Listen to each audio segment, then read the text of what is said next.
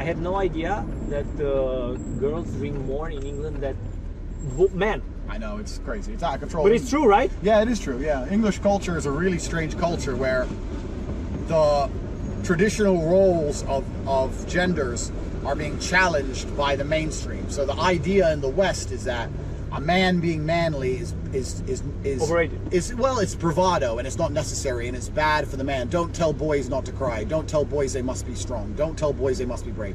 And a girl being feminine is also a bad thing because that's sexist. Like It's sexist. And then an airline recently got in trouble for telling its air hostesses they must wear heels to be prettier, to be more attractive. Really? You can't make women attractive. Women shouldn't have to be attractive, and men shouldn't have to be strong. So they're challenging traditional gender roles. And what happens is you have men who act like women, yes, and women who act like men. Yes. And now that's what's happened in the West. Where we're all reversing. The role reversals. So don't go to England. There's nothing nice about it. I mean, I'm not a fan of England at all. It's rude. People are rude. It's not nice anymore. It's had its time. The empire's over, and it's just crumbling now. Come to Romania. It's much nicer. Come to Romania. I was telling you that recently in the media, it's got a lot of attention. The fact that the 2 little girls were killed in Krakow, and it's been all over the news because these things don't happen in Romania. Yeah, and that's the good thing, that it's so unusual. Whereas in America, there's constant. I mean, I don't even know how many murders there are per day in America. It's out of control, and same in England. Kidnapping, pedophilia, all this stuff is big over there. I've thought about it long and hard. Like, why are some countries full of crazy people, and some just aren't? And it's like it's a combination of cultural factors.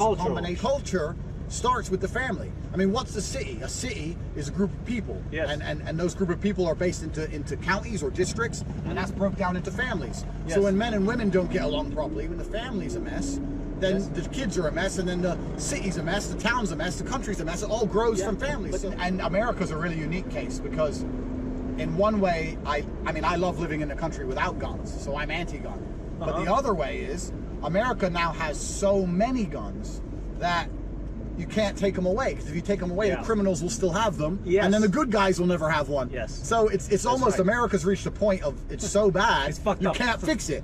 It's like, you go to the casino and you're losing all your money on blackjack, and it's like, well, I've lost 5,000, I've got 50 left. You may as well lose it. There's nothing left. You're not going to get it back. Like you may as well make that last spin. Like, but yeah, and this is one of the things I was going to say actually, talking about England quickly, is I go to bars in England. And on the way into the club, they take my ID, they check my ID, and they scan it on a computer. So they have everyone's ID on the way in. They search me from head to toe. I walk through a metal detector to make sure I don't have a gun or a knife. And then I go in the bar. And every girl does the same thing. So every girl must be 18 because their ID has been scanned, blah, blah, blah.